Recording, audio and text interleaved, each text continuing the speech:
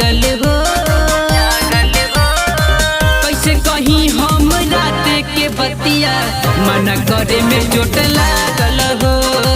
कैसे कहीं हम रात के बतिया मना करे में चोट लागल हो। मना करे में चोट लागल हो।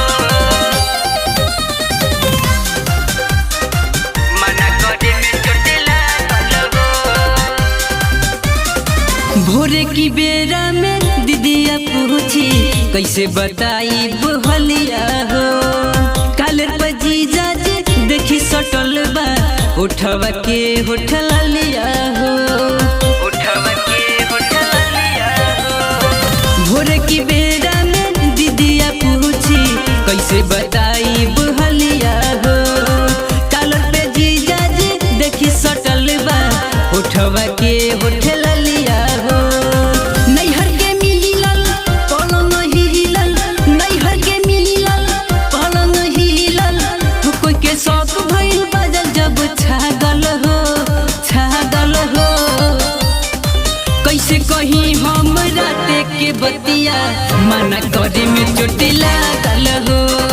कैसे कहीं हम रात के बतिया मना करे में चोट लागल हो। मना करे में चोट लागल हो। मना करे में चोट लागल हो।